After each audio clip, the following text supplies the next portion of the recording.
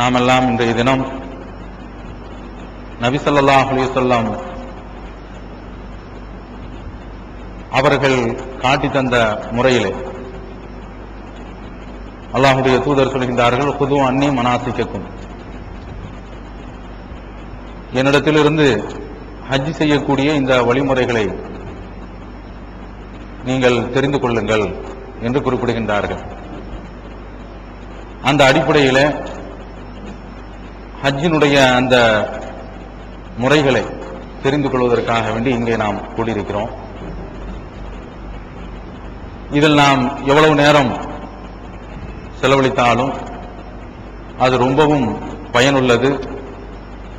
ஏனென்றால் இந்த கடமை நாம் அடிக்கடி நிறைவேற்றுகின்ற 5 நேர தொழுகை போன்று கிடையாது. இது நாம் நம்முடைய வாழ்நாளில் நமக்கு அல்லாஹ் குறிப்பிட்டிருக்கக்கூடிய அந்த சக்தியினுடைய அடிப்படையில் செய்யக்கூடிய ஒரு முக்கியமான வணக்கம். எனவே இந்த வணக்கத்தை நாம் நபி ஸல்லல்லாஹு அலைஹி வஸல்லம் அவர்கள் காட்டி தந்த கற்றுத்தந்த அந்த முறைப்படி நாம் செய்ய வேண்டும். அதனால்தான் இங்கே கூடியிருக்கின்றோம். இதற்கென்று நாம் அதிகமான நேரத்தை இன்றைய நாளில் நாம் ஒதுக்குவதற்கு தயங்கக்கூடாது என்று இந்த நேரத்தில் கேட்டுக்கொண்டு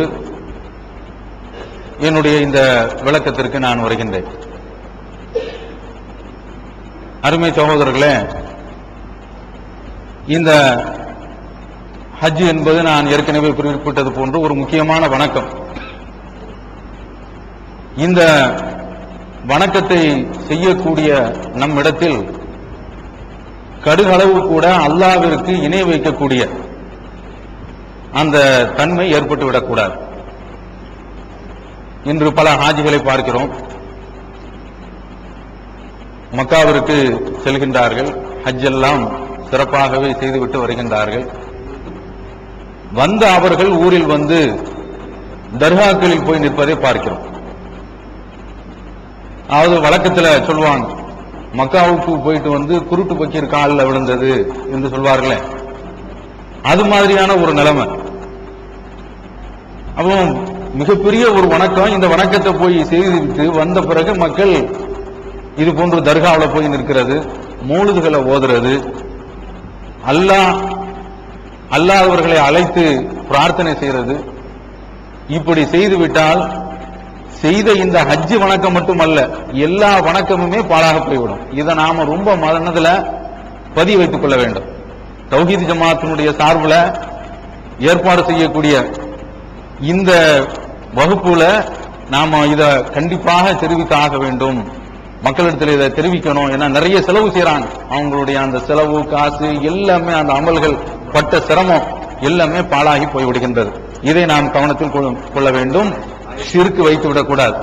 அதற்கு அடுத்து நம்மிடத்துல இந்த ஹஜ் செய்யக்கூடிய ஆட்கள்கிட்ட ஏதோ ஹஜ்ஜுக்கு சென்று வந்த பிறகு அல் ஹாஜி அப்படின்னு சொல்ற ஒரு மகிழ்ச்சி, அதை சொல்லும் போது ஒரு சந்தோஷம், இதற்காக வேண்டி வழி அனுப்புறதுக்குண்டான விழாக்கள், அங்கிருந்து வந்த உடனே வரவேற்பு விழாக்கள், இப்படி எல்லாம் நடந்துகிட்டு இருக்குது.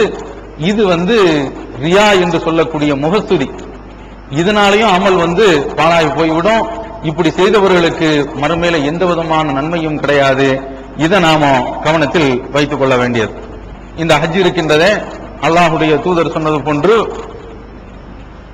இந்த ஹஜ்ஜி வருடத்தில், அதாவது ஆயுள்ல ஒரு நாள் தான் கடமை என்பதை நாம முஸ்லிம்ல 2380வது ஹதீஸ்ல நம்ம பார்க்கிறோம்.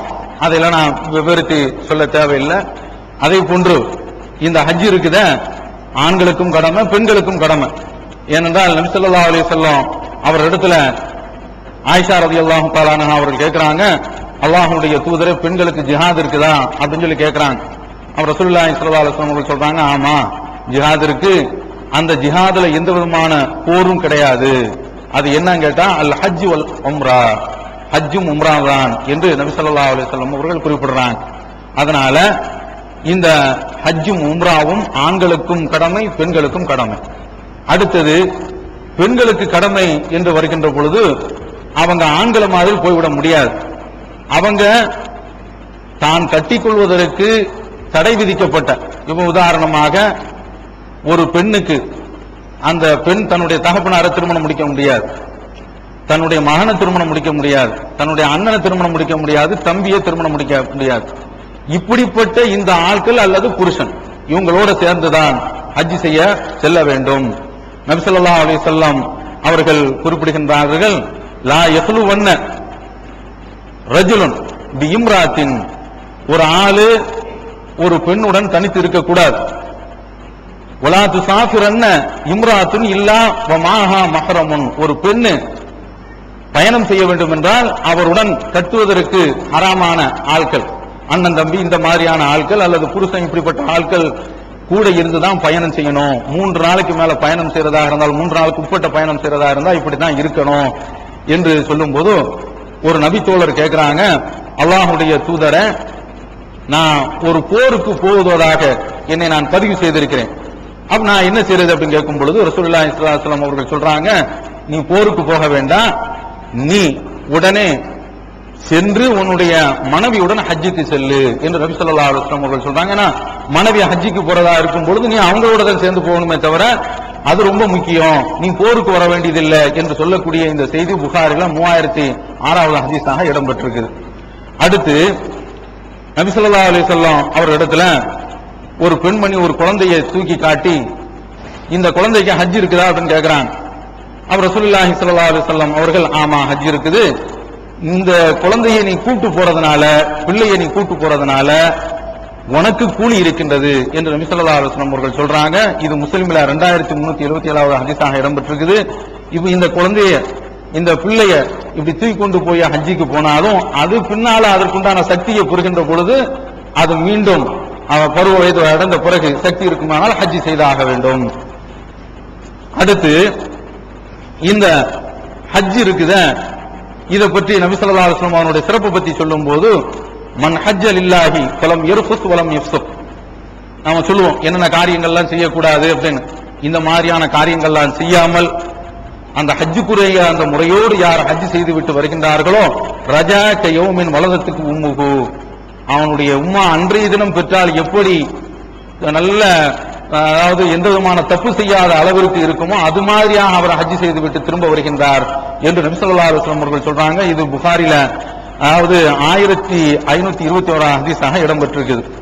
அடுத்து உம்ரா, உம்ரா பற்றி நபி ஸல்லல்லாஹு அலைஹி வஸல்லம் அவர்கள் சொல்றாங்க, அல் உம்ரத்தி இலல் உம்ரத்தி கஃபாரத்துல் லிமா பைனஹுமா, ஒரு உம்ராவுக்கும் மற்றொரு உம்ராவுக்கும் இடையில உம்ரா நிறைய செய்யலாம், அந்த மாதிரி செய்யும் பொழுது கஃபாரத்துல் லிமா பைனஹுமா, அந்த ரெண்டுக்கும் இடைப்பட்ட காலத்தில் ஏற்படக்கூடிய பாவங்களுக்கு அது பரிகாரமாக இருக்கிறது என்று நபி ஸல்லல்லாஹு அலைஹி வஸல்லம் அவர்கள் சொல்றாங்க. வல் ஹஜ்ஜுல் மப்ரூர் லைஸ லஹு இல்லா ஜஸாஉன் லைஸ லஹு ஜஸாஉன் இல்லல் ஜன்னah, நல்ல ஹஜ் இருக்கின்றது, அதற்குரிய கூலி சோனம் தான். இப்ப நாம அந்த கூலியை பெறுவதற்காக வேண்டிதான், சோனத்தை பெறுவதற்காக வேண்டிதான் சொல்கின்றோம். இந்த செய்தி முஸ்லிம்ல 1770, புகாரில 1773வது ஹதீஸாகவும் முஸ்லிம்ல 2403 ஹதீஸாகவும் இடம்பெற்றிருக்கு. அடுத்து இந்த ஹஜ்ஜ அது கடமையாயிருச்சுன்னு வைங்க, அதை தாமதப்படுத்தக்கூடாது. நம்ம கொஞ்சம் நாள் கழிச்சு போய்க்கிறோமே, கொஞ்சம் காலம் கழிச்சு போய்க்கிறோமே, என்ன நினைக்கிறாங்கன்னா கொஞ்சம் வயசான பிறகு போவோம் அப்படின்னு சொல்லி நினைக்கிறாங்க. வயசான காலத்துல நீங்க ஹஜ்ஜில் போய் பார்ப்பீங்க, அல்லாஹ் அக்பர், ஒரு வாலிபனால் கூட சமாளிக்க முடியாத அளவுல கூட்டம் நெரிசல், அந்த மாதிரியான நிலைமை எல்லாம் இருக்குது. அதனால ஹஜ் செய்யக்கூடிய ஆட்கள் ஹஜ்ஜுடைய நேரம் வந்துவிட்டால் அதுக்குண்டான பொருள் போக்குவரத்து இதெல்லாம் நமக்கு கடமையாகிவிட்டது என்றால் அதை உடனே செய்துவிட வேண்டும். ஏனென்றால் அல்லாஹ் தஆலா குர்ஆன்ல சொல்றான், சாபிகு இலா மக்ஃபிரத்தின் மின் ரப்பிக்கும், உங்களுடைய இறைவனுடைய அந்த அருள் பக்கம் நீங்கள் விரைந்து செல்லுங்கள் அப்படிங்கிறான். நன்மையான இந்த விஷயங்களை நாம தாமதப்படுத்தக்கூடாது. அடுத்து அந்த வசனம், அதாவது உங்களுக்கு மத்தியில சொன்னேன்ல, அதாவது நீங்கள் நன்மையின் பக்கம் விரைந்து செல்லுங்கள் என்ற இந்த செய்தி அல்லாஹ்வுடைய குர்ஆன்ல 57வது வசனத்துல 57வது அத்தியாயத்தில் 21வது வசனமாக இடம்பெறுகின்றது. அடுத்து இஹ்ராமுக்கு முந்தி செய்ய வேண்டிய சில காரியங்கள், அது என்னன்னு கேட்டா, ஏனென்றால் இந்த காரியங்கள் எல்லாம் இஹ்ராமுக்கு பிறகு செய்யறது கூடாது. அதனால என்னன்னா நம்முடைய எதையும் தலைமுடி இறக்குறான் தான் தலைமுடியை இறக்கிக் கொள்றது, அடுத்து நகங்களை களைந்து கொள்ளுதல், அடுத்து மீசைகளை விதம் கத்தரிக்க வேண்டும் என்றால் கத்தரித்துக் கொள்றது, அக்குள் முடிய களைகிறது, அதே போல நம்முடைய மறைவான பகுதியில் உள்ள அந்த முடிகளை களைந்து கொள்றது. ஏனென்றால் இவையெல்லாம் நாம எஹராமுக்கு பிந்தி இந்த காரியங்கள்லாம் செய்ய முடியாது. அதனால அதற்கு முந்தையே நாம எல்லாவற்றையுமே செய்து கொள்ள வேண்டும். இந்த காரியங்கள் எல்லாம் எஹராம் கட்டியாச்சுன்னு வைங்க, அதற்கு பின்னால செய்யக்கூடாது. என்னது? தலைமுடி இறக்கிறது, அதை போல நகங்களை வெட்டுறது, மீசையை கத்தரித்துக் கொள்ளுதல், அக்குள் முடிய களைந்து கொள்ளுதல், நம்முடைய மானப்பகுதியில் உள்ள முடிகளை களைந்து கொள்ளுதல், இதுவெல்லாம் எஹராமுக்கு முன்னால நாம செய்தாக வேண்டும். இது ஏன் எப்படி சொல்றோம்னா, எஹராமுக்கு பின்னால இந்த காரியங்களை செய்யக்கூடாது. நபி ஸல்லல்லாஹு அலைஹி வஸல்லம் அவர்கள் ஜெனரலான ஒரு உத்தரவு போட்டிருக்கிறாங்க. அல்லாஹ்வுடைய தூதர் எங்களுக்கு ஒரு நேரத்தை குறிச்சிருக்கிறாங்க. எதற்கு என்றால், மீசையை கத்தரிக்கிறது, நகங்களை வெட்டி கொள்ளுதல், அதே போன்று அக்குள் முடியை களையுதல், அதே போன்று மானப்பகுதியில் உள்ள இந்த முடிகளை களைந்து கொள்ளுதல், 40 நாளுகளுக்கு மேல இதெல்லாம் விட்டு வைக்க கூடாது என்று ரசூலுல்லாஹி ஸல்லல்லாஹு அலைஹி வஸல்லம் அவர்கள் சொல்லிருக்காங்க. இந்த செய்தி முஸ்லிம்ல 379வது ஹதீஸாக பதிவாக இருக்கிறது. அப்போ நாம இத கவனத்தில் வச்சுக்கிற வேண்டியது. அடுத்து, எஹ்ராம் கட்டுவதற்கு முன்னால் குளித்துக் கொள்வது சுன்னத். எஹ்ராம் கட்டுவதற்கு முன்னால் குளித்துக் கொள்வது சுன்னத்து. எந்த அளவிற்கு என்றால், பெண்கள்ல அவங்களுக்கு மாதம் விளக்கு ஏற்பட்டிருக்கும் இல்ல, அதே போன்று பிரசவ தீட்டும் ஏற்பட்டிருக்கும். இப்படிப்பட்ட இந்த பெண்களும் குளித்துக் கொள்வது சுன்னத்து. ஏன் தெரியுமா? நபி ஸல்லல்லாஹு அலைஹி வஸல்லம் அவர்கள் ஹஜ்ஜிக்கு போய்கிட்டு இருக்கும் பொழுது அவர்களோடு சேர்ந்து அஸ்மா பின்த் உமைஸ் ரலியல்லாஹு தஆலா அன்ஹா அவர்கள் வர்றாங்க. அபூபக்கர் ரலியல்லாஹு தஆலா அன்ஹா அவருடைய மனைவி. அவங்களுக்கு அப்பதான் குழந்தை பிறக்குது, முஹம்மதுங்கிற குழந்தை. இந்த குழந்தை பிறந்த பிறகு நான் என்ன செய்யறது அப்படின்னு சொல்லி கேட்கிறாங்க. அதாவது அவங்க எஹ்ராம் மக்காவில இருந்து புறப்பட்டு வந்துகிட்டு இருக்கிறாங்க. அப்படி வந்துகிட்டு இருக்கக்கூடிய கட்டத்துல இப்படி கேட்கும் போது ரசூலுல்லாஹி ஸல்லல்லாஹு அலைஹி வஸல்லம் அவர்கள் சொல்றாங்க, இர்தஸிலி, நீ குளிச்சிக்க. அடுத்து வஸ்தஸ்ரி பிஸௌபின், அந்த பெண்களுக்கு அந்த ரத்தம் படாத அளவிற்கு நீ ஆடையை, இப்ப நவீன காலத்துல நிறைய வசதிகள்லாம் ஏற்பட்டு போச்சு, இது மாதிரியான ஆடைகளை நீ அணிந்து கொண்டு வாஹரிமி, எஹ்ராம் கட்டிக்கொள் என்று நபி ஸல்லல்லாஹு அலைஹி வஸல்லம் அவர்கள் சொல்றாங்க. இது இந்த செய்தி முஸ்லிம்ல இடம்பெற்றிருக்கு. அதற்கு அடுத்து நாம எஹ்ராமுக்கு முன்னால் நறுமணம் பூசிக்கொள்றதுல தப்பு கிடையாது. எஹ்ராமுக்கு முந்தியே நறுமணம் பூசிக்கொள்ளணும். எஹ்ராமுக்கு பின்னால அது தடை செய்யப்பட்டிருக்குது. தடை செய்யப்பட்டிருக்கு, என்னென்ன தடை செய்யப்பட்டது அப்படிங்கறத நான் பின்னால சொல்லுவேன். அதற்கு முந்தியே இப்போ நம்ம எஹ்ராம் அணிஞ்ச பிறகு நல்ல ஸ்ப்ரே போட்டிருக்கிறோம் அல்லது அத்தர் போட்டிருக்கிறோம், இதெல்லாம் எஹ்ராமுக்கு பின்னால வாடை அடிச்சா ஒன்றும் தப்பு கிடையாது. எஹ்ராமுக்கு பின்னால் வாடை அடித்தால், அந்த வாடை ஸ்ப்ரே அடிக்கிறோம் அல்லது ஒரு அத்தர் போடுறோம், இது எஹ்ராமுக்கு பின்னாலே அடிச்சுக்கிட்டு இருக்கும், அதனால தப்பு கிடையாது. ஆனால் எஹ்ராமுக்கு பின்னால் என்ன செய்யக்கூடாது? நறுமணம் பூசக்கூடாது. அது தடையில வந்துடும். அந்த தடை செய்யப்பட்ட அந்த விஷயங்களை சொல்லும் போது அது உங்களுக்கு புரிந்துவிடும். பாருங்க, ஆயிஷா ரலியல்லாஹு தஆலா அன்ஹா அவர்கள் சொல்றாங்க, நான் ரசூலுல்லாஹி ஸல்லல்லாஹு அலைஹி வஸல்லம் அவர்கள் எஹ்ராம் உடை அணியும் பொழுது, எஹ்ராமுக்காக வேண்டி தயாராகும் போது அவங்களுக்கு நான் வாசன திரவியத்தை பூசி விடுவேன். அடுத்து ரசூலுல்லாஹி ஸல்லல்லாஹு அலைஹி வஸல்லம் அவர்கள் எஹ்ராம்ல இருந்து கலஞ்சி எஹ்ராம் விட்டு வெளியாகி தவாஃப் செய்யும் போது ஒரு தடவை அவங்க நறுமணம் பூசுறாங்க. அது எப்போது அப்படிங்கறத நம்ம சொல்லுவோம். அப்போதும் நான் என்ன செய்தேன்? அவங்களுக்கு நறுமணத்தை பூசி விட்டேன்.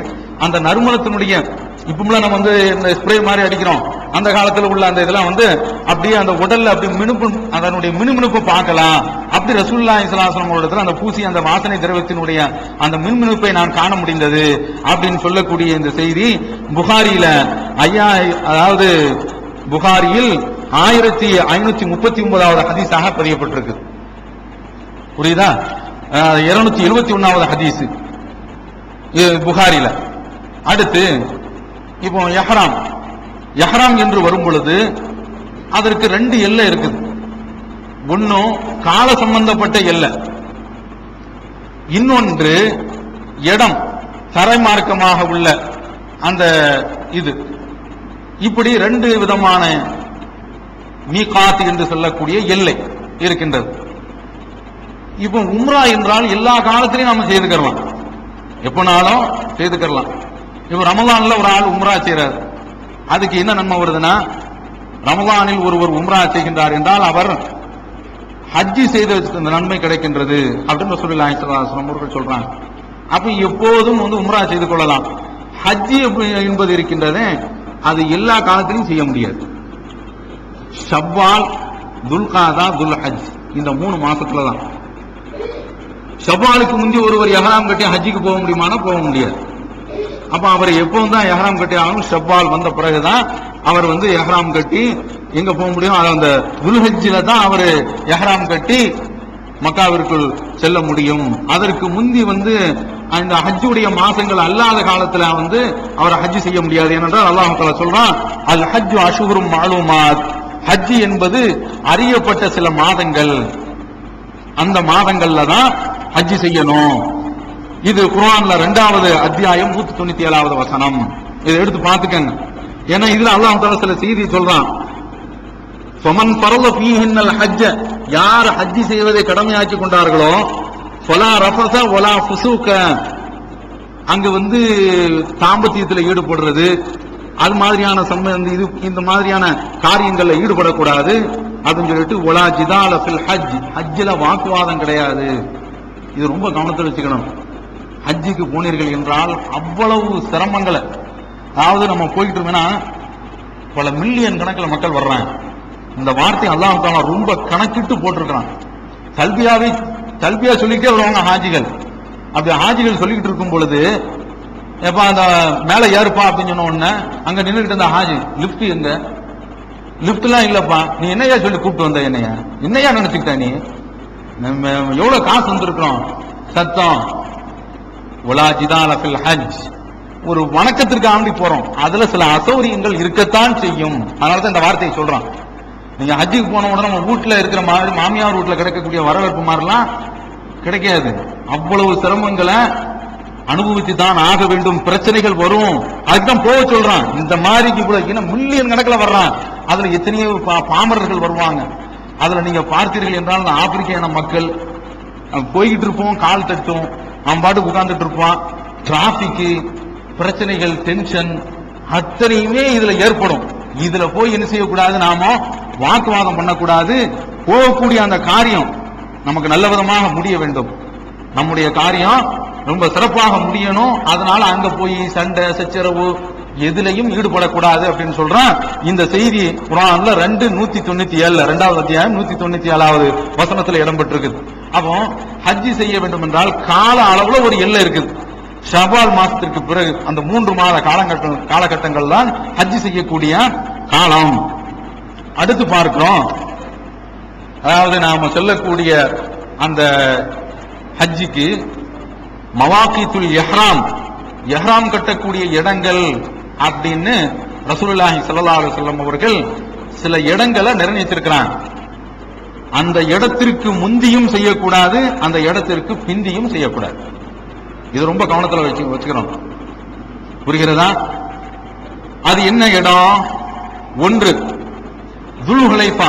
இது யாருன்னா மக்காவில் உள்ளவங்களுக்கு. இப்ப இதுக்கு பேரு அபியார் அலி அப்படிங்கிற பேர். அடுத்து ஷாம் வாசிகளுக்கு ஜுஹ்ஃபா அப்படிங்கிற இடம். அடுத்து கர்னு மனாசில் அப்படிங்கிற இடம், இது நஜித் மக்களுக்கு, நஜித் வாசிகளுக்கு. எலம்லம் அப்படிங்கிற இடம், இன்றைக்கு அதனுடைய பெயர் சாதியா.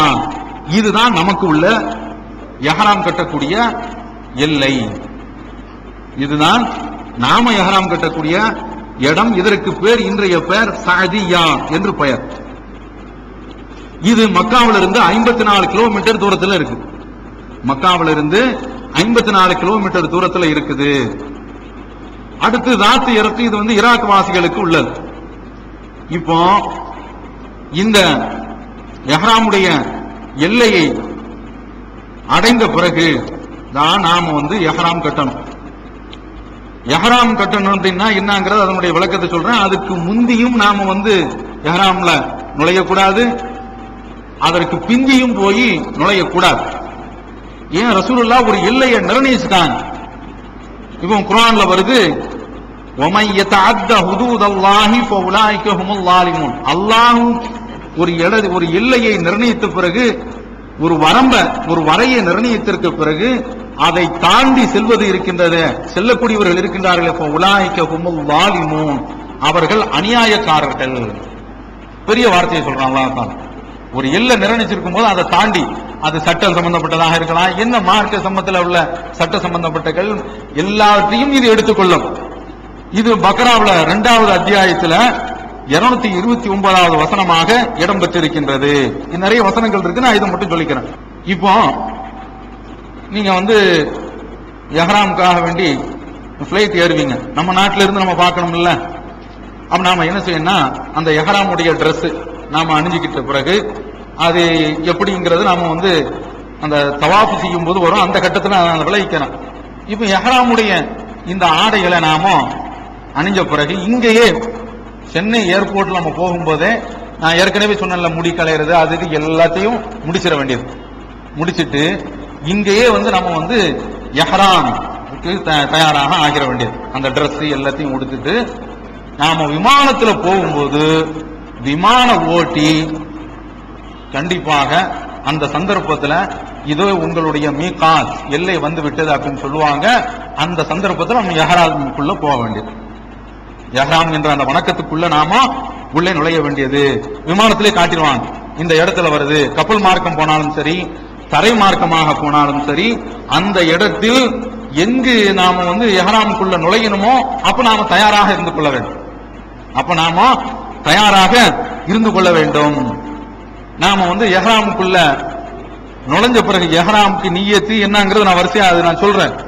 இப்போ எஹ்ராமுக்குள்ள நுழைந்த பிறகு, எஹ்ராம் அப்படிங்கிற வணக்கத்துக்குள்ள நாம நுழைந்த பிறகு என்னென்ன செய்யக்கூடாது அப்படிங்கிறத நம்ம பார்க்கறதுக்கு முந்தி எஹ்ராம்னா என்ன பார்க்கணும் இல்ல. இப்ப வழக்கத்தில் என்ன சொல்றேன்னா, நம்ம தமிழ்நாட்டுடைய மக்கள் எல்லா இடத்துலையும் இப்ப நான் உங்கள்கிட்ட சொல்லும் போதும் அதுதான் வந்துச்சு. தக்பீர் கட்டுறது அப்படின்னு சொல்லுவோம். தக்பீர் கட்டுறதுன்னு சொல்லுவோம். தக்பீரை கட்ட முடியுமா? சொல்லதான் முடியும். அல்லாஹு அக்பர் சொல்றதுக்கு பேர் தான் தக்பீர். தக்பீருக்கே அர்த்தம் என்ன? தக்பீருக்கு அர்த்தம் என்னவென்றால் அல்லாஹு அக்பர் சொல்றது. தக்பீருங்கிறது ஒரு பூனை மாதிரி, அதை போய் கட்டுறது அப்படிங்கறதெல்லாம் கிடையாது. தக்பீர் என்றால் அல்லாஹு அக்பர் அப்படின்னு சொல்றோம் இல்ல, இதுக்கு பேர் தான் தக்பீர். புரியுறதா? இப்போ தக்பீர் கட்டின பிறகு இதுக்கு பேர் தக்பீர் தஹ்ரீமான்னு சொல்லுவோம். என்ன சொல்லுவோம்? தக்பீர் தஹ்ரீமா. தஹ்ரீமானா என்ன அர்த்தம்? இப்போ சாதாரணமா என்னப்பா சௌரியமா இருக்கு, ஒரு ஆளை பார்த்து பேசுவோம். என்னப்பா அப்துல் காதர் சௌரியமா இருக்கியா? இந்த பக்கம் வெளிநாட்டுல இருந்து வந்திருப்பாரு, அவர்கிட்ட கேட்போம் என்ன சௌரியமா இருக்கீங்களா? தக்பீர் கட்டின பிறகு பாக்குறோம் நம்ம பக்கத்துல ஜித்தாவுல இருந்து ஒரு ஆள் பக்கத்துல வந்துகிட்டு இருக்காரு. எப்போ வந்த அப்படிலாம் கேட்கக்கூடாது. ஏன்? அது தடை செய்யப்பட்டு போச்சு. அதே போல தக்பீர் கட்டின உடனே தாகம் வருது, தண்ணீர் எடுத்தப்ப ஒரு கப்பு தண்ணீர் கொண்டு வா அப்படின்னு சொல்லி குடிச்சுக்கிட்டு, இப்ப நான் பயான் பண்ணும்போது குடிச்சிட்டு பயான் பண்ணலாம் இல்ல, அத மாதிரி தொழுகையின் போது செய்யக்கூடாது, தடையாகி விடுகின்றது. ஏற்கனவே தொழுகைக்கு முந்தி என்னென்ன காரியங்கள்லாம் செய்துகிட்டு இருந்தோமோ, சலாம் சொல்லிக்கிட்டு இருந்தோம், பேசிக்கிட்டு இருந்தோம், சாப்பிட்டுக்கிட்டு இருந்தோம், குடிச்சுக்கிட்டு இருந்தோம், என்னென்ன காரியங்கள்லாம் செய்து கொண்டிருந்தோமோ, தக்பீர் கட்டிய பிறகு அல்லாஹ் அக்பர் தக்பீர் சொன்ன பிறகு, நானும் கட்டிய பிறகு தான் சொல்றேன், வழக்கத்தில் உள்ளது. தக்பீர் சொன்ன பிறகு இதெல்லாம் தடையாயிருது. அத மாதிரி எஹ்ராம் அப்படி என்று சொன்னால் அல்லாஹ் என்ன செய்திருக்கான்னா, இது இந்த எஹ்ராம் அப்படிங்கிறது நீ உள்ள போனதற்கு பிறகு மனைவியுடன் வீடு கூடாது, அத்தர் பூசக்கூடாது, வேட்டையாடக்கூடாது அப்படின்னு சில நிபந்தனைகள் சொல்றான். நீங்க இப்படி விளங்கிக்கலாம். இந்த எஹ்ராம்ங்கிறது இருக்கு, இது ஒரு கையில உள்ள விலங்கு மாதிரி. நம்ம மக்காவுக்கு போறோம் இல்ல, நமக்கு அல்லாஹ் தஆலா என்ன செய்துட்டான், சில விலங்குகளை போட்டு நீ இதுக்கு பின்னால இன்னென்ன காரியங்கள்லாம் செய்யக்கூடாதுன்னு தடை விதிச்சாராம். புரியுதா? அதற்கு பேர் தான் எஹ்ராம். அதற்காக வேண்டி ஒரு ஆடையை நம்ம என்ன செய்யறோம், அணிஞ்சுக்கிறோம். அந்த ஆடையும் அந்த எஹ்ராமுக்கு அந்த மார்க்கம் சொல்லிருக்கக்கூடிய அந்த அடிப்படையில் தான் அந்த காரியத்தை நம்ம அணிகிறோம். ரசூலுல்லாஹி ஸல்லல்லாஹு அலைஹி வஸல்லம் காட்டி தந்த அந்த முறையின்படி. இப்ப இந்த எஹ்ராம்ங்கிற இந்த ஆடையை அணிஞ்ச பிறகு சில காரியங்கள் தடுக்கப்பட்டு போகுது. அதுக்கு முந்தி நம்ம செய்துகிட்டு இருந்தோம். மனைவி இடத்துல வந்து ஒருவர் புதுமண தம்பதியா இருக்கிறாங்கன்னு வச்சுக்கோங்க, முத்தம் கொடுத்துக்கலாம், கட்டி அணைச்சிக்கலாம். இது மாதிரியான காரியங்கள் எல்லாம் எஹ்ராமுக்கு பிறகு தடை செய்யப்பட்டு போகுது. இல்லறத்துல ஈடுபடுறது இதெல்லாம் தடை செய்யப்பட்டு போய்விடுகின்றது. அப்போ இந்த காரியங்களை அல்லாஹ் தஆலா தடுத்துட்டான்ல, அதனாலதான் இதுக்கு பேர் எஹ்ராம். என்னென்ன காரியங்களை தடுத்து இருக்கிறான் அதை கவனிக்கணும் இல்ல. என்னென்ன காரியங்களை தடுத்திருக்கான் அப்படிங்கும் பொழுது நீங்க இதை மொத்தம் நீங்க குறிச்சிக்கங்க. அதாவது எஹ்ராம்ல தடுக்கப்பட்ட காரியங்கள் நம்பர் 1 தலைமுடியை அதே போல வந்து குறைக்கிறது அல்லது மலிக்கிறது, மொத்தமாக வெட்டுறது. இது ஆண்களுக்கும் பெண்களுக்கும் பொதுவானது. புரியுதா? நான் சொல்றதற்கு நீங்க எழுதிக்கலாம், ஆண்களுக்கும் பெண்களுக்கும் பொதுவானது அப்படின்னு போட்டு அது கீழே நீங்க எப்போது தடையை தெரிஞ்சுக்கிட்டீங்கன்னு வைங்க, மற்ற காரியங்கள்லாம் அனுமதினு ஆயிப்படும். நீங்க ஒவ்வொன்னா கேட்டுக்கிட்டு இருக்க வேண்டிய அவசியம் இல்லை. இது செய்யலாமா அது செய்யலாமா அப்படின்னு கேட்க வேண்டிய அவசியம் இல்லை. தடுக்கப்பட்டவைகள் என்னென்னு விளங்கிட்டீங்கன்னு வைங்க, அதை பூரா நீங்க செய்யாம இருந்துட்டாலே போதும். அல்லாஹ்வுடைய கிருபையினால் நம்முடைய ஹஜ் ஒப்புக்கொள்ளப்பட்ட ஹஜ் அல்லாஹ் கபூல் செய்யணும். பாருங்க, ஆணாக இருந்தாலும் சரி பெண்ணாக இருந்தாலும் சரி தலைமுடிய மலிக்கிறது அல்லது குறைக்கிறது. ஏன் தெரியுமா? அல்லாஹ் தஆலா குர்ஆன்ல சொல்றான், வலா தஹ்லுகு ரூஸக்கும் ஹத்தா யப்லுகல் ஹதியு மஹல்லா. குர்பானி கொடுக்கின்ற வரை ஹஜ்ஜில போகக்கூடிய நாம குர்பானி கொடுக்கணும். குர்பானி கொடுக்கின்ற வரை உங்களுடைய தலைகளில் உள்ள முடியை வெட்டக்கூடாது, கத்தரிக்க கூடாது, மலிக்க கூடாது. இது குர்ஆன்ல அல்லாஹ் தஆலா 2வது அத்தியாயம் 196 வசனத்துல இதை குறிப்பிடுறான். அப்ப உங்கள யாராவது இப்போ தலைமுடி இருக்கக்கூடிய ஆளுக்கு என்ன செய்யுதுன்னா பேன் பத்திருச்சுன்னு வச்சுக்கணும். ஆண்களுக்கு பேன் வந்துருச்சு, பெண்களுக்கு தான் பொது உடைமை அப்படிங்கிறது கிடையாது, ஆண்களுக்கும் பேன் வரலாம் இல்ல. அப்படி பேன் வந்து விட்டது என்றால் பாருங்க, ரசூலுல்லாஹி ஸல்லல்லாஹு அலைஹி வஸல்லம் அவர்கள் ஒரு நபி தோழர், அவங்க பேரு காபு இப்னு உஜ்ரா. இந்த காபு இப்னு உஜ்ரா வந்து பார்க்கும்போது தலையில அப்படியே பேனா வலி. அவர் ரசூலுல்லாஹி ஸல்லல்லாஹு அலைஹி வஸல்லம் கேட்கிறாங்க, யூதிக ஹவாமுக், என்னப்பா உனக்கு தலையில பேன்கள் அப்படியே வலிஞ்சு கொட்டுது? ஆமா. அவர் எஹ்ராம்ல உடையில இருந்துகிட்டு இருக்காரு. அவர் என்ன செய்யறது அப்படின்னு கேட்கும்போது ரசூலுல்லாஹி ஸல்லல்லாஹு அலைஹி வஸல்லம் அவர்கள் சொல்றாங்க, சரி நீ தலைமுடிய சிரைத்துக்கொள், மலித்துக்கொள் அப்படின்னு சொல்லிட்டு, நீ செய்ய வேண்டிய காரியம் என்ன தெரியுமா? இப்படி செய்துட்டா இதற்கு என்று பரிகாரம் செய்து விட வேண்டும். அப்ப உங்ககிட்ட ஒரு ஆடு இருக்குதான்னு கேட்கிறாங்க. ஆடு இருந்தா குர்பானி கொடுக்கணும். பலி தலைமுடிய பேனாலதான் இறக்குனாலும் அதுக்கு என்று ஒரு பலி பிராணியை கொடுக்க வேண்டும். ஆடு இருக்கின்றதா என்று கேட்கிறாங்க. அப்ப அவர் சொல்றாரு, இல்ல அப்படின்னா நீ 3 நாள் நோன்பு நோற்றுக்கொள் அல்லது 6 ஏழைகளுக்கு நீ உணவு வழங்கிக்கொள். 6 நம்ம போறோம், பேன் பத்தி ரொம்ப கடுமையா இருக்குது. இப்ப நிறைய ஷாம்பு எல்லாம் வந்துருச்சு. முன்னாலேயே எல்லாம் வந்து என்ன செய்துக்கங்க, போட்டு இந்த குப்பையெல்லாம் போட்டு எல்லாம் க்ளோஸ் பண்ணிக்கங்க, நல்லா போட்டு எடுத்துட்டு அதெல்லாம் எடுத்துரும்.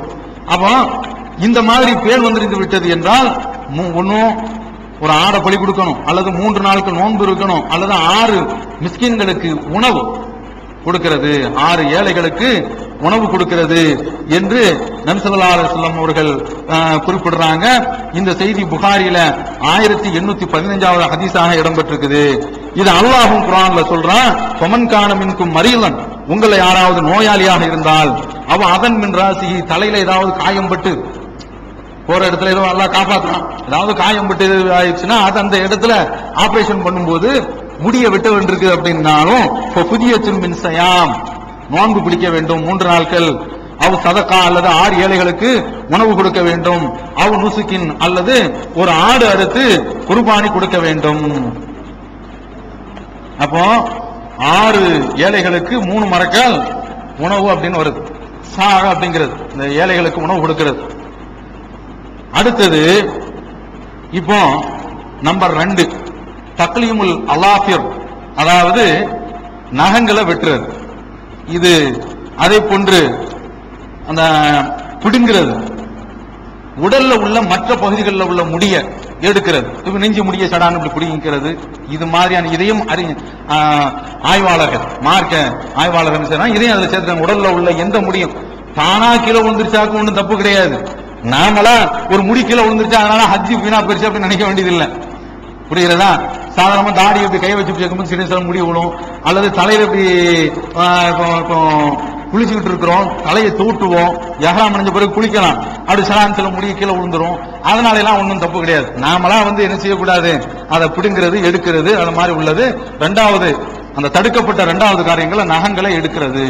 தானா அழுகி போய் கீழே விழுந்துருச்சாக்கா அதெல்லாம் ஒன்றும் பிரச்சனை கிடையாது. இது 2 தடுக்கப்பட்ட காரியங்கள்ல. அடுத்து மூன்றாவது, எஹ்ராம் அணிந்த பிறகு, எஹ்ராமுக்குள்ள நாம நுழைந்த பிறகு நாம செய்யக்கூடாத காரியம், நமக்கு தடுக்கப்பட்ட காரியம் நறுமணத்தை பூசுதல்.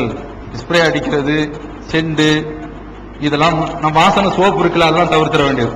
குளிக்கலாம், எஹ்ராம் அணிந்த பிறகு குளிக்கலாம். இந்த மாதிரியான வாசனை சோப்பு, வாசனை எண்ணெய், நம்ம இந்தியாவில் உள்ள ஆட்கள் இந்த மாதிரி வாசனை என்னன்னா சவுதிக்காரன் துடிச்சிருவான். இந்த அமலா டாபர்னு ஒண்ணு போடுறான், அந்த இது பேரு தாபர் அப்படின்னு சொல்லிட்டு அமலா, அது எதுல உள்ளதுன்னா நெல்லிக்கால தவிர்க்கிறது. அடிச்சிட்டமாக்கும் சவுதி விரண்டு ஓடிடுவோம். என்னடா இது, ஏன்டா இந்த மாதிரி இந்தியாவில் உள்ள ஆட்கள் இப்படி அநியாயம் பண்றீங்க? அதனுடைய கான்சென்ட்ரேஷன் அதிகம் அந்த நறுமணத்தில் உள்ளது. அப்ப இந்த மாதிரியான எண்ணெய்கள் நம்ம ஊர்ல உள்ள, நம்ம நாட்டில் உள்ள பெண்கள் எல்லாம் போய் போட்டிருப்பாங்க. அதுபோல ஆண்களும் இந்த மாதிரி தலையில தேய்க்கிறது வழக்கம். இதெல்லாம் கூடாது. இது 3ஆச்சா. 4வது, நிக்காஹ் சம்பந்தமான உடன்படிக்கை. ரசூலுல்லாஹி ஸல்லல்லாஹு அலைஹி வஸல்லம் அவர்கள் சொல்றாங்க, லா யன்கிஹுல் முஹ்ரிம் வலா யுன்கிஹ் வலா யக்துப். ஒரு ஆளு போயிருப்போம், நம்ம இதுவரைக்கும் பார்க்காத சிலோன்ல இருந்து நல்ல ஒரு குடும்பம் வந்திருக்கும், நல்லா இருக்காங்களா இவங்க, இந்த பெண்ணை நம்ம பேசிக்கலாமே அப்படின்னா, தவாஃப்ல நீங்க இந்த கைடோட நீங்க போகலன்னு வைங்க, ஆள் காணாம போனா போனதுதான். மாவரைச்ச மாதிரிதான் அந்த இதுல அப்படி மக்கள் அப்படி சுத்திக்கிட்டே இருப்பாங்க, யார் எந்த பக்கம் போறாங்கிறதெல்லாம் தெரியாது. அந்த மாதிரி நெருக்கடி.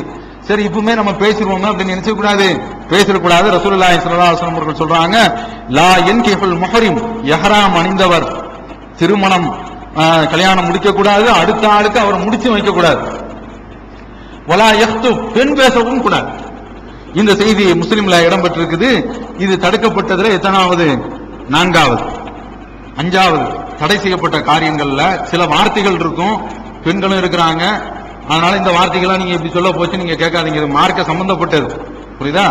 அந்த விஷயங்களை அப்படியே தான் நம்ம சொல்லி ஆகணும். கட்டி அணைத்தல், முத்தமிடுதல், அதை போன்று ஆசையுடன் தொடுதல், இது மாதிரியான இந்த காரியங்கள் தடுக்கப்பட்ட காரியம்.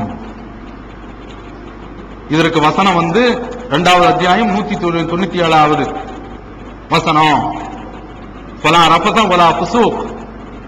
இது மாதிரியான இந்த காரியங்கள், அதாவது ஆசை சம்பந்தப்பட்ட, தாம்பத்திய சம்பந்தப்பட்ட இந்த மாதிரியான காரியங்கள், அதற்கு தொடர்பானவைகள் என்னென்ன இருக்குதோ ரொம்ப கவனத்தில் வச்சுக்கிறணும். இது மாதிரியான காரியங்களில் ஈடுபட்டா இந்த அறிஞர்கள் எந்த அளவுக்கு இது குறிப்பிடுறாங்கன்னா, ஹஜ்ஜே பாத்திலா போச்சுங்கிற அளவுல சொல்றாங்க. புரிகிறதா? அப்ப அதனால நாம இதுல ரொம்ப கவனமாக இருக்க வேண்டும். இந்த தடை செய்யப்பட்ட காரியங்கள் 5வது கட்டி அணைத்தல், முத்தமிடுதல், அது போன்று தொடுதல், இது மாதிரியான காரியங்கள். அடுத்து 6வது விஷயம், உடல் உறவு கொள்ளுதல், தாம்பத்தியத்தில் ஈடுபடுதல். 6வது தடுக்கப்பட்ட காரியங்கள். இதை ஏன் இப்படி பிரிச்சு சொல்றாங்கன்னா, உடலுறவு அப்படிங்கிறதுல எல்லாம் அடங்கி போகுது. அது உடலுறவு தானே. இப்போ உதாரணத்திற்கு என்ன கேட்டா, மார்க்க சட்ட அடிப்படையில நோன்பு காலத்துல பகல் நேரத்துல நோன்பு வச்சுக்கிட்டு இருக்கும் போது தாம்பத்தியத்துல ஈடுபடக்கூடாது. ஆனா என்ன செய்துக்கலாம், முத்தமிடுறது, கட்டி அணைக்கிறதுலாம் நோன்புல கூடும். அதுக்குண்டான அந்த இதை மீறிட மாட்டாங்க அப்படிங்கிற அடிப்படையில் அது மாதிரி கூட இங்க ஹஜ்ஜில கூடாது. அதற்காக வேண்டிதான் இதை பிரிச்சு சொல்றாங்க. கட்டி அணைத்தல், முத்தமிடுதல், தொடுதல் என்ற இந்த விஷயங்களை குறிப்பிடுவதற்கு காரணம் இது. 6வது உடலுறவு கொள்ளுதல். அடுத்து 7வது. அதனால நம்ம ஹஜ்ஜில இது மாதிரியான எண்ணங்கள், அதுக்கு தான் ரசூலுல்லாஹி ஸல்லல்லாஹு அலைஹி வஸல்லம் அவர்கள் தமத்துவ ஹஜ்ஜியை நமக்கு அறிமுகப்படுத்தி இருக்கிறாங்க. அதை நான் என்னங்கிறத சொல்றேன். தமத்துவ அப்படிங்கிற ஒரு ஹஜ்ஜியை அறிமுகப்படுத்தி இருக்கிறாங்க. அந்த ஹஜ்ஜி தான் எல்லாருக்கும் ஓரளவுக்கு சிறந்தது, ஓரளவுக்கு இல்ல முழுக்க முழுக்க சிறந்தது அப்படின்னு சொல்லலாம். இப்போ 7வது காரியம் வேட்டையாடுதல். இது தடுக்கப்பட்டிருக்குது. இப்போ நாம யாரும் வேட்டைக்கெல்லாம் போற மாதிரி இல்ல. துப்பாக்கிலாம் கொண்டு போனா அங்க ஏர்போர்ட்ல புடிங்க வச்சிருவான். சும்மா சாதாரணமான இதை இப்ப ஸ்ப்ரே பாட்டல் கூட அனுமதிக்கிறதுக்கு யோசிக்கலாம். லிக்விடா இருந்தா கூட, ஏன்னா லிக்விட் அளவுல பிளைட்டை வெடிக்க வச்சாராங்க அப்படிங்கிற அடிப்படையில இங்க துப்பாக்கி பாலம் இங்க 7ஆம் கட்டு நீ வேற ஏதோ சோழி முடிக்க போறேன், உசாமா பின் தம்பி அப்படின்றாங்க. இப்ப நம்ம துப்பாக்கிலாம் அவங்க தூக்கிட்டு போக முடியாது, வேற அர்வால் கத்திலாம் கொண்டு போக முடியாது. இருந்தாலும் சட்டங்கிற அடிப்படையில் நம்ம தெரிஞ்சுக்கிறோம், வேட்டையாடுதல் தடுக்கப்பட்டிருக்கிறது. எந்த அளவுக்குன்னா அதுக்கு உதவி செய்யறது, கருவி எடுத்து கொடுக்கிறது, சுட்டி காட்டுறது. இந்த போத ஒரு முயல், இப்ப நம்ம சாதாரணமா ஆடு மாடு ஒட்டகம் இதெல்லாம் எப்போதும் சாப்பிடலாம், இது அந்த இதுல வராது. ஒரு முயல் ஒண்ணு போதும் அடிச்சுதான் அப்படின்னு சொன்னால் கூட அதை சாப்பிடக்கூடாது. ஏனென்றால் ரசூலுல்லாஹி ஸல்லல்லாஹு அலைஹி வஸல்லம் அவர்களோடு சேர்ந்து சென்ற அபூ கத்தாதா ரலியல்லாஹு தஆலா அவர்கள் சொல்றாங்க, அவன் அப்பொழுது ஒரு கழுதை, காட்டு கழுதை, அது ஆரம்பத்துல அனுமதி இருந்துச்சு, அதை அடிச்சு கொண்டு வரும் பொழுது ரசூலுல்லாஹி ஸல்லல்லாஹு அலைஹி வஸல்லம் அவர்கள் கேட்கிறாங்க, இவங்க எல்லாம் இஹ்ராம்ல இருக்கிறாங்க, யாராவது இதை உங்கள உள்ள ஆட்கள் சுட்டி காட்டினீங்களா அப்படி போகுது அப்படின்னு சொல்லி அப்படின்னு கேட்கிறாங்க, அல்லது உத்தரவு போட்டீங்களா அப்படின்னு கேட்கிறாங்க. இந்த செய்தி முஸ்லிம்ல 2066வது ஹதீஸாக பதியப்பட்டிருக்குது. அப்படி இல்லைன்னா நீங்க சாப்பிட்டுக்கங்க அப்படிங்கிறாங்க. அப்போ வேட்டையாடுறது மட்டும் கூடாதுன்னு விளங்கிடக்கூடாது. வேட்டை பொருளை சுட்டி காட்டுறது, அந்த பகுதி எனக்கு பிடிச்சுதான் சொல்லி கேட்கறது, இதெல்லாம் மார்க்கத்தில் தடுக்கப்பட்டிருக்கிறது. இதை நாம புரிந்து கொள்ள வேண்டும். இப்படி யாராவது வேட்டையாடி விட்டால் அதற்கு என்று பரிகாரம் அல்லாஹ் தஆலா குர்ஆனிலே சொல்றான், மிஸ்லுமா கத்தல மினன் நாமி யஹ்கும் பிஹி தமா அத்லின் மின்கும். 2 பேர் சேர்ந்து முடிவு பண்ணி அதற்கு என்று என்ன செய்யணும்னா பரிகாரம் கொடுக்கணும். ஒரு முயலை அறுத்துறான்றால் அதற்கு ஒரு ஆடு அங்க முடிவு பண்ணிக்கிற வேண்டியது. இந்த மாதிரி பரிகாரம் பண்ணக்கூடிய அளவுல இந்த விஷயத்தை அல்லாஹ் தஆலா குர்ஆன்ல நமக்கு சொல்லி காட்டுறான். அடுத்து இதுல அல்லாஹ் குர்ஆன்ல சொல்லக்கூடிய விஷயம் என்னென்றால், நீங்க பிரயோஜனமா இதையும் எழுதி வச்சுக்கோங்க. ஹுர்ரிமா அலைக்கும் செய்துல் பர்ரி மாதும்தும் ஹுர்மன் 596ல உங்களுக்கு தரை வேட்டை ஹராமாக்கப்பட்டிருக்கின்றது. அதே சந்தர்ப்பத்தில் அதாவது கடல் வேட்டை இருக்கின்றது, அது என்ன செய்யல, இந்த தரை வேட்டை அப்படின்னு சொல்றதுல இருந்த என்ன நமக்கு அனுமதி இருக்குன்னு இருக்குது. கப்பல்ல எஹ்ராம் கட்டிட்டு போயிட்டு இருக்கிறோம், மீன் என்ன செய்துக்கலாம், பிடிச்சு சாப்பிட்டுக்கலாம், புரியுறதா? அப்ப அதுலயும் இந்த அனுமதி நமக்கு இருக்கின்றது. தரை வேட்டை நமக்கு தடுக்கப்பட்டு போச்சு. இந்த செய்தி சூரத்து மாயிதாவுல 596 595. அப்ப மொத்தம் இது வரைக்கும் சொன்ன விஷயங்கள் என்ன தெரியுமா? முடியை நம்பர் 1 முடியை களையுதல், நகங்களை வெட்டுதல், 2வது நகத்தை வெட்டுதல், 3வது நறுமணத்தை பூசுதல், 4வது திருமண ஒப்பந்தம் பேசுதல், அடுத்து அதாவது இச்சையுடன் கட்டி அணைத்தல், அதுக்கடுத்து உடலுறவு, அதற்கு அடுத்து வேட்டையாடுதல். மொத்தம் இந்த 7 காரியங்கள் இருக்குத, ஆண்களுக்கும் பெண்களுக்கும் சேர்த்து தடை செய்யப்பட்ட காரியம். ஆண்களுக்கும் பெண்களுக்கும் சேர்த்து தடை செய்யப்பட்ட காரியம். இதை நாம ரொம்பவும் கவனத்தில் வைத்துக் கொள்ள வேண்டியது. அதற்கடுத்து ஆண்கள் மட்டும் சம்பந்தப்பட்ட விஷயங்கள், தலையை மூடுறது. இது பெண்களுக்கு வராது, பெண்கள் எப்போதும் மூடிதான் இருப்பாங்க. இது ஆண்களுக்கு மட்டும் உள்ளது. அதனால பெண்கள் எழுதாம இருக்காதீங்க, இன்னும் புருஷன்மார்களுக்கு நினைவுபடுத்திக்கலாம்ல. ஆண்களுக்கு மட்டும் உள்ளது. 1 தலையை மூடுதல்.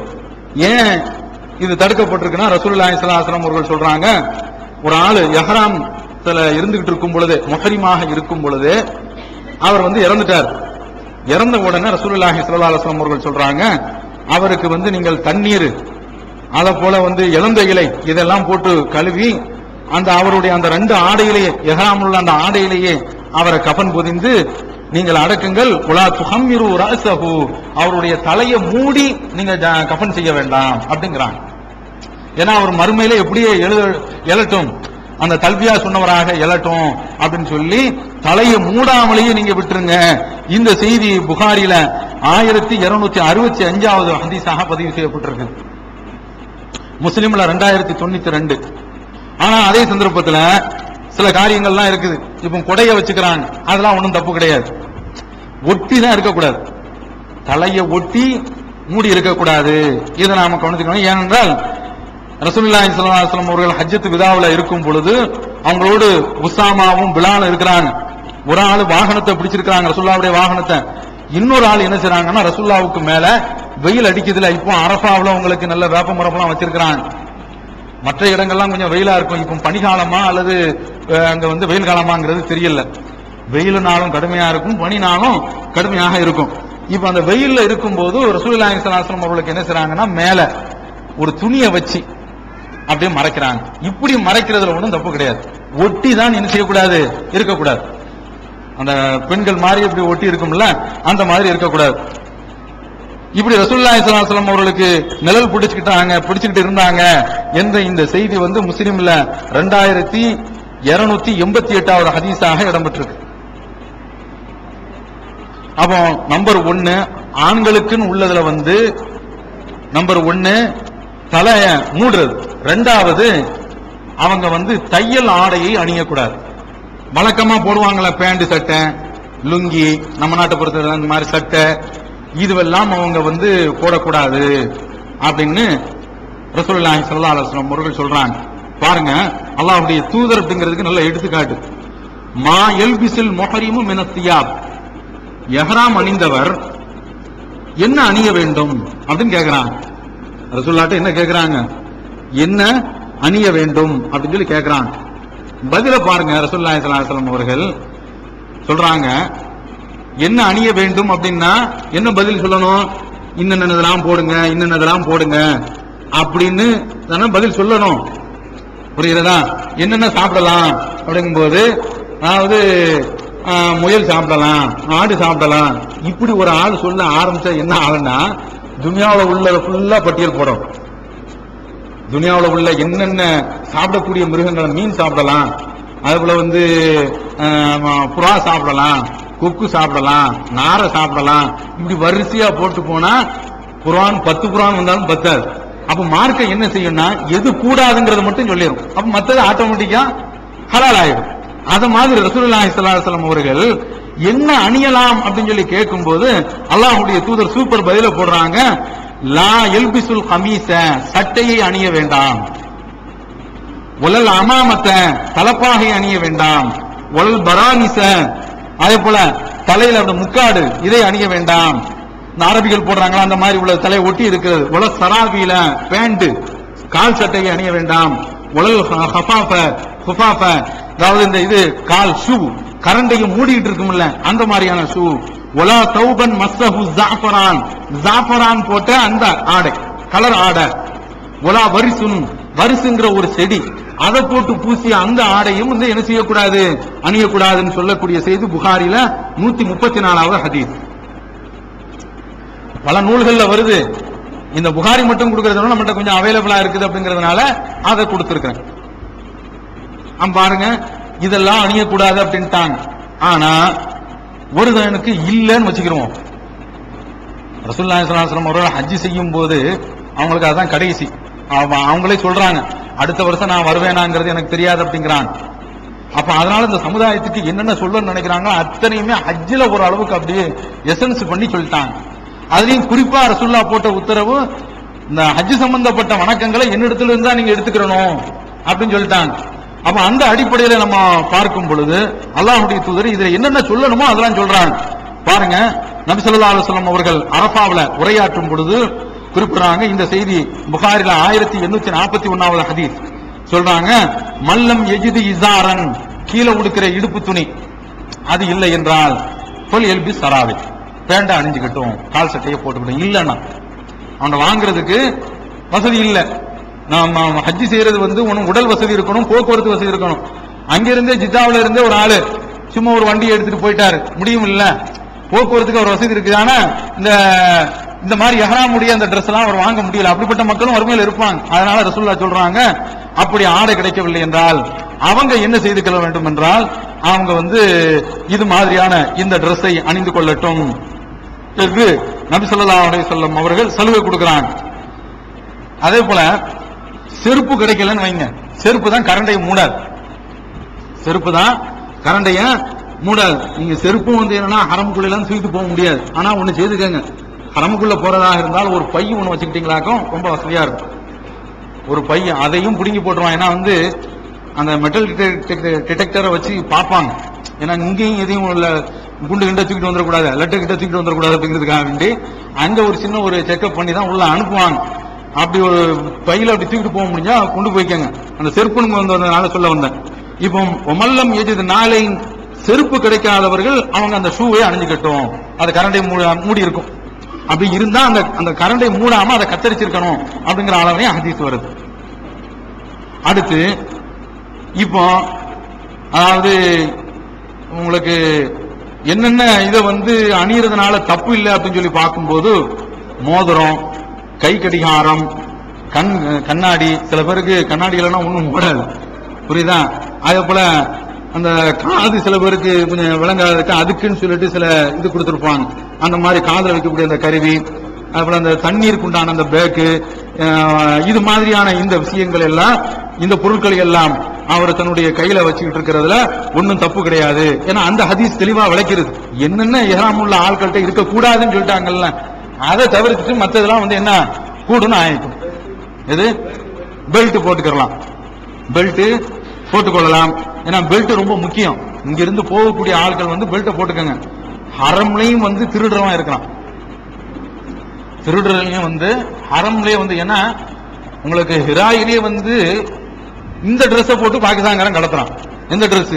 எஹராம் உடையில. ஏன்னா எஹராம் உடையில வரக்கூடிய ஆட்களுக்கு வந்து அரபிகள், ஏன்னா இந்த நம்ம சகோதரர் இப்ராஹிம் காசிமி சொன்ன மாதிரி துயூஃபுர் ரஹ்மான், ரஹ்மானுடைய விருந்தாளிகள் அப்படிங்கிற அந்த மரியாதையை அவன் கொடுக்குறான். அந்த மரியாதையை இவன் ஓய்க்கிறான். எந்த ட்ரெஸ்ல போய்? இந்த ட்ரெஸ்ல போய் அது உள்ள வேண்டியதை மறைக்கிறத மறைச்சு இப்படி கொண்டு போறதுனால அதுக்கு ஒரு மரியாதை இருக்கிறதுனால அப்படி போக ஆரம்பிச்சவன்னா இப்போ ஹாஜிலையும் அவன் செக்அப் பண்ண வேண்டியது. ஹாஜ் அப்படின்னு சொன்னாலேயே போ போ அப்படின்னு சொல்லிக்கிறான். அதை இவன் வந்து ரசிக்கிறானுவான். அவனோட மாதிரியான ஒரு தைரியமான ஆட்கள் மார்க்க விஷயத்திலையும் புகுந்து விளையாடுறது, புரியுதா? அப்ப அதனால இந்த ஹரம்லையும் திருட்டு நடக்கிறதுனால பெல்ட் கண்டிப்பாக நம்ம போட்டுக்கிறோம். அது வந்து நமக்கு எல்லா வகையிலையும் பாதுகாப்பு. ஆமா ஆமா, அதனால அதெல்லாம் கட்டிக்கிறலாம். நல்ல இருக கட்டிக்கிறதெல்லாம் ஒன்னும் தப்பு கிடையாது. ஆடைகள் நல்ல கட்டிக்கிறது முக்கியமான டாக்குமெண்ட்ஸ் எல்லாம் அதில் தான் வச்சிருப்போம். அதனால அதை பெல்ட் போட்டு கட்டிக்கிறதுல ஒன்னும் தப்பு கிடையாது. சரி, அப்போ இந்த ரெண்டும் யாருக்குரியது? ஆண்களுக்குரியது. எந்த ரெண்டு சொல்லுங்க? தலையை மூடுறது, அதற்கு அடுத்து வந்து என்னது? ஆமா, இது ஆண்களுக்கு தடுக்கப்பட்ட காரியம். அடுத்தது இப்போ சரி, இந்த விஷயங்கள்ல இன்னொன்னு பார்க்கணும். என்னன்னு கேட்டா, இப்போ கண் வலி வந்துருச்சு, அதுக்காக வேண்டி சொட்டு மருந்து ஊத்துறது அப்படி ஒரு ஹதீஸ் வருது. அதாவது உஸ்மான் ரலியல்லாஹு தஆலா அன்ஹு அவங்க உடைய ரசூலுல்லாஹி ஸல்லல்லாஹு அலைஹி வஸல்லம் அவரோட இருக்கும் பொழுது ஒரு ஆளுக்கு கண் வலி. அப்ப அதனால இந்த ஐ டிராப்ஸ் ஊத்துறது, கண்ணில் சும்மா லேசா எதுவும் காயப்பட்ட பேண்டேஜ் மாதிரி போட்டுக்கிறது, இதனால எல்லாம் ஒன்றும் தப்பு கிடையாது. இந்த முஸ்லீம்ல இந்த மாதிரி கண்ணுக்கு மருந்து போடலாங்கிற இந்த செய்தி 2089வது ஹதீஸாக பதியப்பட்டிருக்குது. இது கம்ப்யூட்டர்ல உள்ள ஹதீஸ் என்ன, அதை வந்து கவனிச்சுக்கங்க. இதுவரைக்கும் சொன்னதை மீண்டும் ஒரு தடவை சொல்றேன். ஆண்களுக்கும் பெண்களுக்கும் சேர்த்து தடுக்கப்பட்டது வந்து தலைமுடியை களையுதல், நகத்தை வெட்டுதல், நறுமணம் பூசுதல், திருமண ஒப்பந்தம், அதுபோன்று கட்டி அணைத்தல், உடலுறவு கொள்ளுதல், வேட்டையாடுதல், ரெண்டு பேருக்குமே சேர்த்து தடுக்கப்பட்டது. அடுத்து ஆண்களுக்கு மட்டும் தடுக்கப்பட்டது தலையை மூடுறது, தையல் ஆடை அணிகிறது. இந்த ரெண்டும் ஆண்களுக்கு உரியது. அப்ப இதை நாம வந்து கவனத்தில் வைத்துக் கொள்ள வேண்டியது. இதுதான் தடுக்கப்பட்ட காரியங்கள். இதை செய்யாம இருந்துட்டாமக்கா ஹஜ்ஜு முடிஞ்சு போச்சு. ஹஜ்ஜு நமக்கு இறைவனுடைய அருளால். இது அல்லாம இந்த ஹஜ்ஜில வந்து அதாவது அங்கு உள்ள அந்த இதை வந்து இலை தலைகளை பறிக்கிறது, இந்த மாதிரியான காரியங்கள் இருக்குல்ல, இது வந்து எஹ்ராம்ல இருக்கக்கூடியவருக்கு மட்டுமல்ல எல்லாத்துக்கும் உள்ள தடை. இது வந்து என்ன, எல்லாருக்கும் உள்ள தடை.